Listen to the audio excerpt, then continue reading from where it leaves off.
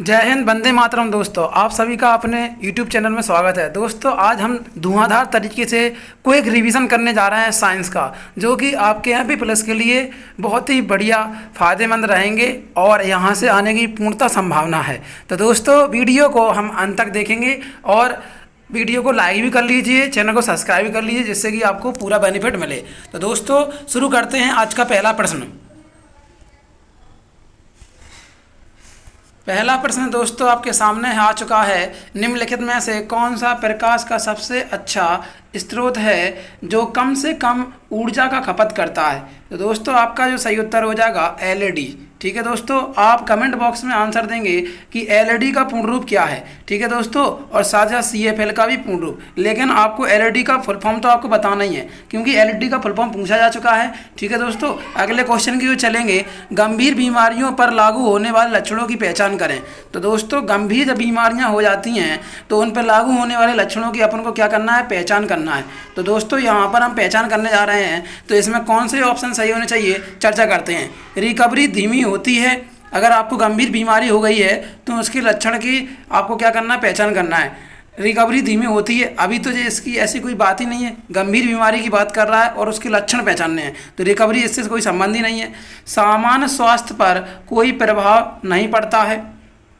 ठीक है दोस्तों, गंभीर बीमारियों के परिणामस्वरूप मृत्यु हो जाती है। ठीक है, बीमारियां लंबे समय तक चलती हैं। तो यहाँ पर आपसे पूछ रहा था कि गंभीर बीमारियों पर लागू होने वाले लक्षण की भी आपको पता करना है। गंभीर बीमारियों पर लागू होने वाले लक्षण की पहचान करना है। तो दोस्तों, आपका जो सही उत्तर हो जाएगा वो क्या होना चाहिए? तो आपका ऑप्शन दूसरा ही आपका बिल्कुल सही उत्तर हो जाएगा। सामान्य स्वास्थ्य पर कोई प्रभाव नहीं पड़ता है। अगला, एक उभयलिंगी फूल में मौजूद 4 भृमी निम्न में हैं।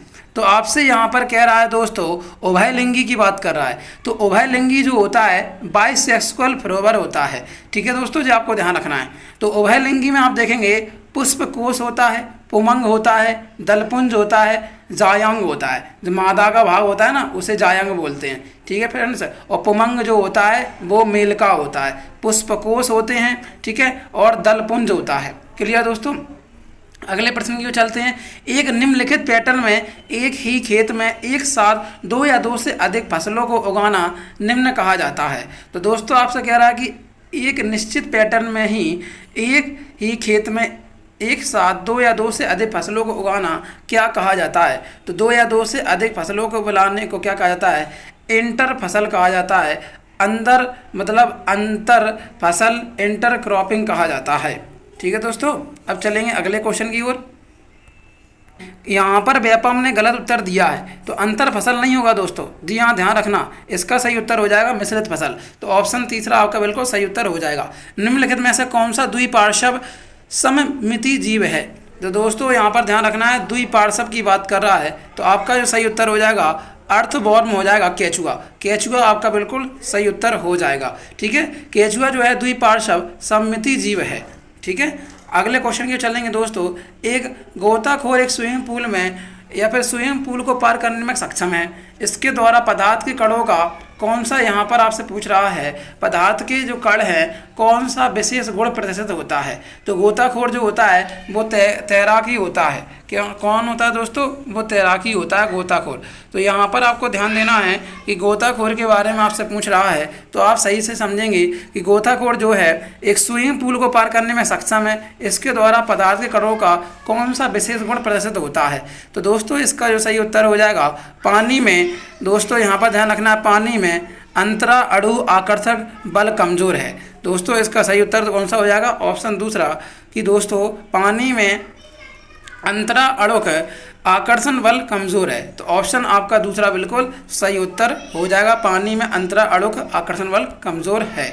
अगले क्वेश्चन की ओर चलेंगे। वाहन में पश्च दृष्टि दर्पणों को निर्मित करना चाहिए। तो दोस्तों सही बात है। रिव्यू मिरर, आप देखे होंगे कि गाड़ी के जब अंदर बैठे होते हैं, जैसे कि ड्राइवर है, ड्राइवर के सामने कांच के इधर लगा रहता है जिससे कि पीछे का दिखता है, ठीक है, गाड़ी के अंदर ही लगा रहता है, उसे कहते हैं रिव्यू मिरर कहते हैं। तो दोस्तों यहाँ पर जो वाहन में पश्च दृष्टि दर्पणों को निर्मित करना चाहिए, बिल्कुल सही है। तो यहाँ पर आपको ध्यान देना है, इसका सही उत्तर जो होगा छोटा आभासी और सीधा प्रतिबिंब। तो ऑप्शन आपका चौथा बिल्कुल सही उत्तर हो जाएगा, छोटा आभासी और सीधा प्रतिबिंब आपका बिल्कुल सही उत्तर हो जाएगा।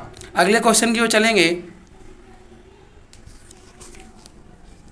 वायुमंडलीय नाइट्रोजन पौधों और पशुओं द्वारा सीधे नहीं ली जा सकती है। दोस्तों वायुमंडलीय जो नाइट्रोजन है पौधों और पशुओं द्वारा सीधे नहीं ली जा सकती है। मृदा में उपस्थित कुछ जीवाणु और नीले हरे शैवाल नाइट्रोजन को नाइट्रोजन के अवशोषक रूपों में परिवर्तित करते हैं, जैसे कि, तो दोस्तों जैसे कि यहाँ पर होगा आपका आंसर नाइट्राइट्स और नाइट्रेट्स। दोस्तों नाइट्राइट्स और नाइट्रेट आपका बिल्कुल पहला उत्तर हो जाएगा। दोस्तों आपको ये बात क्लियर हो चुकी है कि कह रहा था वायुमंडलीय जो नाइट्रोजन है पौधे और पशुओं द्वारा सीधे नहीं ली जा सकती, लेकिन मृदा में उपस्थित कुछ जीवाणुओं और नीले हरे शैवाल नाइट्रोजन को नाइट्रोजन के अवशोषक रूपों में परिवर्तित करते हैं, जैसे कि, तो देखो जैसे कि यहाँ पर सही उत्तर हो जाएगा नाइट्राइट्स और नाइट्रेट्स। ऑप्शन आपका पहला बिल्कुल सही उत्तर हो जाएगा यहाँ पर, ठीक है फ्रेंड्स। हम चलेंगे अगले प्रश्न की ओर। गर्मियों के मौसम में घर की ऊपरी और बाहरी सतह को सफ़ेद कर दिया जाता है, क्योंकि यहाँ पर आपको सही उत्तर कौन सा लगाना पड़ेगा, ये वो आपका हो जाएगा ऑप्शन आपका पहला। क्यों? क्योंकि सफ़ेद सतह अधिक ऊष्मा ऊर्जा परावर्तित करती है। दोस्तों सफ़ेद जो सतह होती है अधिक ऊष्मा को परावर्तित करती है और कम ऊष्मा ऊर्जा अवशोषित करती है। तो आपका जो उत्तर है पहला बिल्कुल सही उत्तर हो जाएगा। तो option will be right answer. Clear friends. Next question, carbohydrate protein और वसा का पाचन डैश की क्रिया से पूरा होता है। तो दोस्तों कार्बोहाइड्रेट प्रोटीन वसा का जो पाचन है डैश की क्रिया से पूरा होता है। तो दोस्तों आपका जो सही उत्तर होगा आपका पहला बिल्कुल आंत्र रस बिल्कुल सही उत्तर हो जाएगा। तो पहला विकल्प आपका 100% राइट आंसर होगा। दोस्तों अगला प्रश्न है, कुछ लवण वातावरण से जल को अवशोषित करते हैं और उसमें घुल जाते हैं। कुछ लवण जो हैं वातावरण से जल को अवशोषित करते हैं, उसमें घुल जाते हैं। इन लवणों की निम्न विशेषता है। तो दोस्तों इसकी जो विशेषता है प्रस्वेदन। ऑप्शन आपका तीसरा प्रस्वेदन बिल्कुल सही उत्तर हो जाएगा। नेक्स्ट क्वेश्चन, एक रासायनिक परिवर्तन की विशेषताओं के संदर्भ में असत्य कथन का चयन कीजिए। तो दोस्तों रॉन्ग स्टेटमेंट आपको बताना है कि इनकरेक्ट स्टेटमेंट कौन सा है। तो दोस्तों यहाँ पर आपको यहाँ पर बता देना है। तो मैं आपको पहले बताऊंगा रासायनिक परिवर्तन की विशेषता के संदर्भ में उत्पादों की विशेषताओं का अभिकारकों से अलग होना, बिल्कुल बात सही है। ठीक है दोस्तों, जैसे कि बात की जाए आपने कार्बन लिया और ऑक्सीजन लिया, कार्बन ठोस होता है और ऑक्सीजन गैस होती है, इससे क्या बन गया, कार्बन डाइऑक्साइड गैस बन गई। तो दोस्तों यहाँ पर आपने देखा कि आपने दो उत्पाद लिए, अभिकारक आपको अलग मिला। तो आई होप आपको ये क्लियर हो गया होगा। नए पदार्थ का निर्माण होना बिल्कुल सही है, रासायनिक यहाँ पर परिवर्तन हो रहा है। जैसे कि बात की जाए नए पदार्थ का निर्माण, दूध से दही बनना, दूध से क्या बन गया दोस्तों, दही। तो यहाँ पर आपको बात समझ में आ गई है। परिणाम स्वरूप अधिकांश अभिक्रियाओं में ऊर्जा उत्पन्न होती है, बिल्कुल बात सही है। बाजार से आप लेके आइए कैल्शियम ऑक्साइड, ठीक है दोस्तों। अब इसको आप पानी में डाल दीजिए तो यहाँ पर CaOH का होल ट्वाइस यहाँ पर हो जाएगा और इसमें से हीट निकलती है, मतलब दोस्तों इसमें से ऊर्जा परिवर्तन होता है। क्लियर हो गया होगा कि यहाँ पर तीनों विकल्प मैंने आपको बता दिए। अभिक्रिया के दौरान ऊष्मा पैदा होती है, ये असत्य कथन है। ठीक है, अगला प्रश्न दोस्तों, मानव कान के लिए श्रव्य आवृत्ति की सीमा निम्न में है। तो दोस्तों 20 हर्ट्ज से दोस्तों 20 हर्ट्ज से 20 किलो हर्ट्ज तक होती है। ठीक है, ये आपको ध्यान रखना है। ठीक है फ्रेंड्स, तो यहाँ पर आपका जो सही उत्तर हो जाएगा आपका तीसरा बिल्कुल सही होगा, 20 हर्ट्ज से 20,000 हर्ट्ज। तो दोस्तों ऐसा भी आपको विकल्प मिलेगा और इस तरह के भी आपको विकल्प मिलेंगे, तो दोनों आपको अच्छे से याद रखना है। ओके फ्रेंड्स, अगले प्रश्न की ओर चलेंगे। दो आवेशित निकायों को 10 सेंटीमीटर की दूरी पर रखा जाता है, उन दोनों के बीच कार्यरत बल निम्न है। तो दोस्तों दो आवेशित जो निकाय हैं, ठीक है, अगर बात करें 10 सेंटीमीटर की दूरी पर रखे गए हैं तो उनके बीच जो कार्य बल होगा वो क्या होगा। तो दोस्तों जैसे कि मैं बात करूं, यहाँ पर एक वस्तु यहाँ पर रख दी, एक यहाँ पर रख दी, इनके बीच की जो दूरी है वो 10 सेंटीमीटर है, ठीक है। अब इनके बीच कौन कौन से बल कार्य कर सकते हैं ये आपको ध्यान रखना। एक तो आपका गुरुत्वीय बल होगा और दूसरा आपका हो जाएगा स्थिर विद्युत बल, ठीक है। तो ऑप्शन आपका पहला बिल्कुल सही उत्तर हो जाएगा। अगला क्वेश्चन है, आपको ध्यान से समझना है।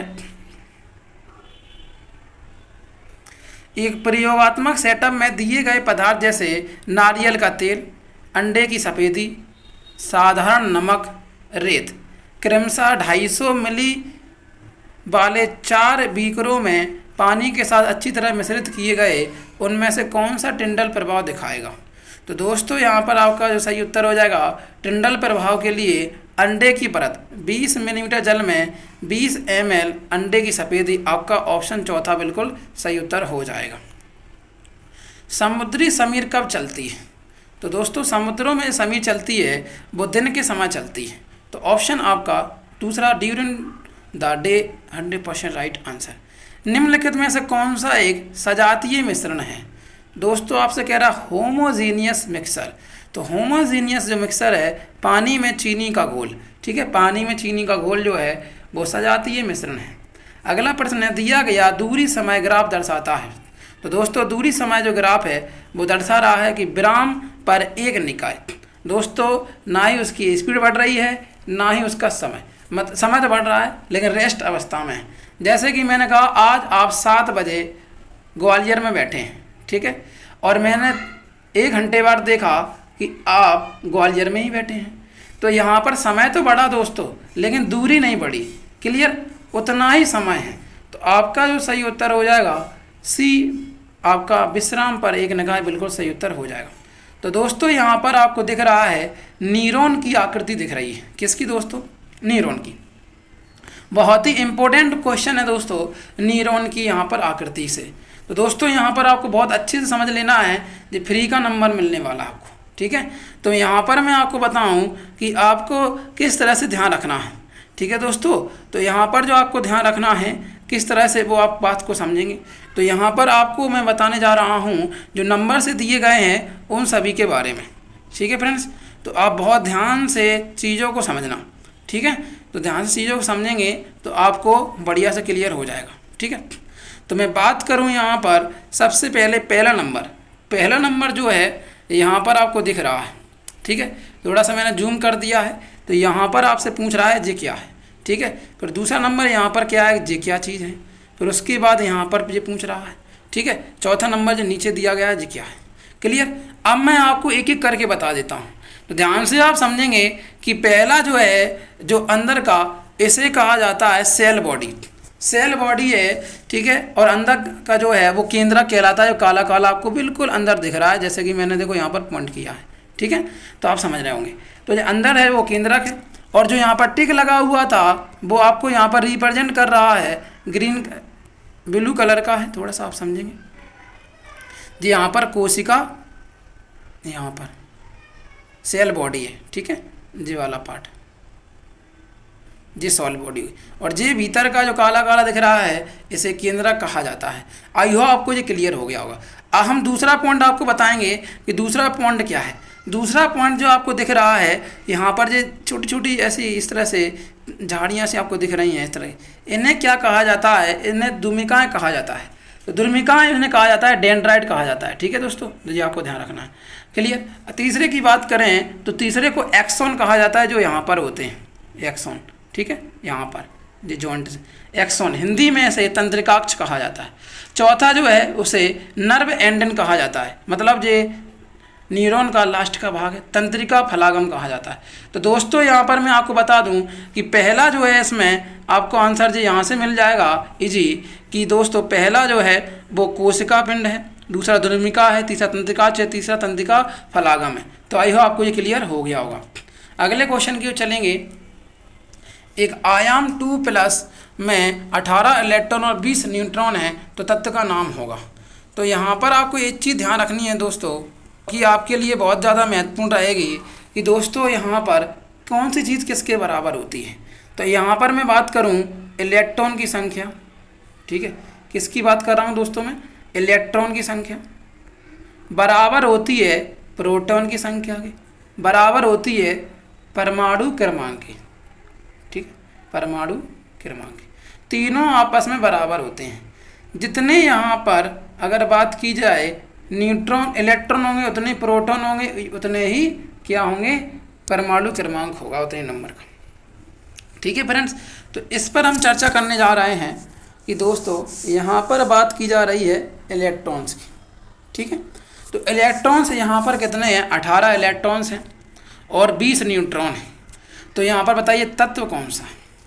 तो आप यहाँ पर समझ रहे हैं कैल्शियम को, आपको दिख रहा है कि कैल्शियम है, लेकिन यहाँ पर जो कैल्शियम दिख रहा आपको वो बिल्कुल सही उत्तर देगा।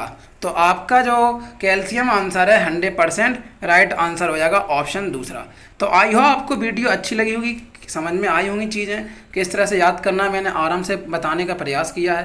तो दोस्तों वीडियो को लाइक करें और ज़्यादा से ज़्यादा लोगों में आप शेयर करें, और हो सके तो आप अपने दोस्तों घर परिवार में भी आप बताएं कि इस तरह से हमें पढ़ना। ठीक है, तो आज की क्लास को यहीं तक रखते हैं। जय हिंद, जय भारत, भारत माता की जय।